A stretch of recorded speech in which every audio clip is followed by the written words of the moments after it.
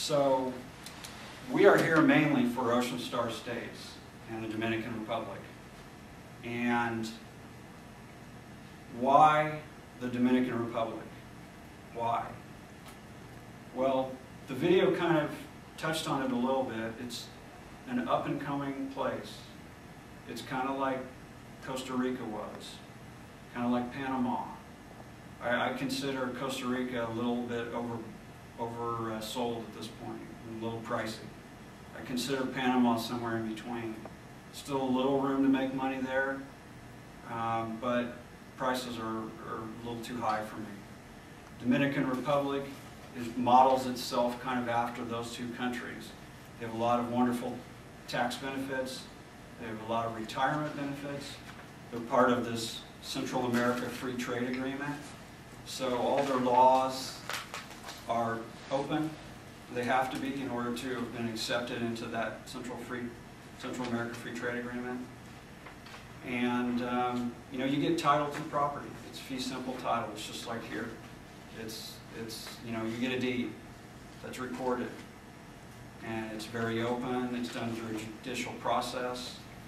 It's they want to be part of the first world, the Dominican, and the government is doing a really good job of fixing their infrastructure and really maxing out the tourism market. Typically, you know, 10, 20 years ago, the Dominican Republic was more of an agricultural-based country. You know, you've maybe smoked a Dominican cigar. I have. They're good. You know, maybe second only to Cubans. Sugar cane, all kinds of fruits and vegetables, rice. They have a lot of other natural resources. There are mountain ranges in the Dominican as tall as 10,000 feet. So they have lumber, they have materials, they make their own cement, they have factories down there.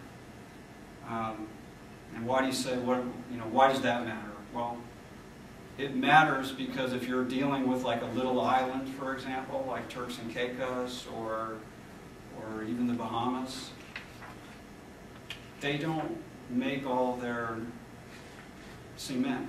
They don't have lumber. They don't have natural resources. So all of that has to be shipped in. And guess what that does to the cost of building? It makes it go way up. In the Dominican, if you want to build right now, because materials have come back down since we're in a little bit of a global recession, as I think you're aware of. You can build as cheap as $50 per square foot for something nice. I'm not talking like a shanty. So you can instantly have a ton of equity in a nice property just by building in the Dominican Republic. It's pretty expensive.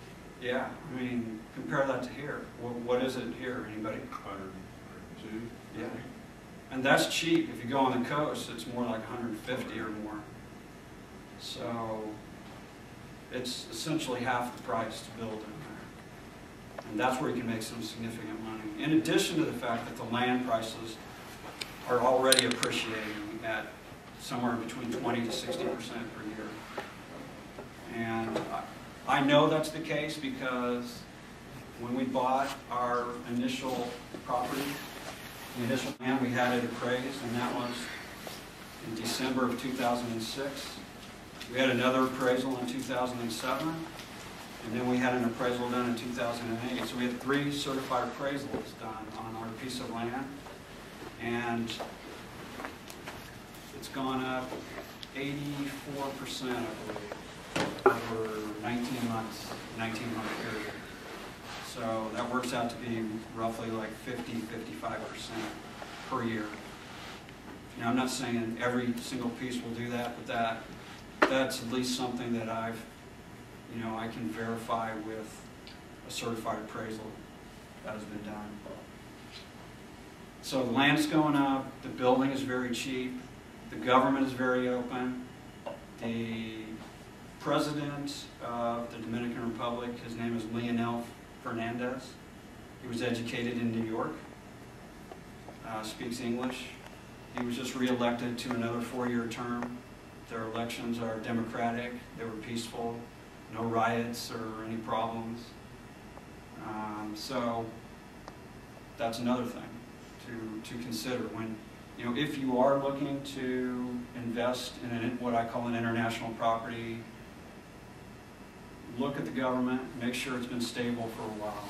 In the Dominican, there haven't been any major conflicts for 50 years. And as I said,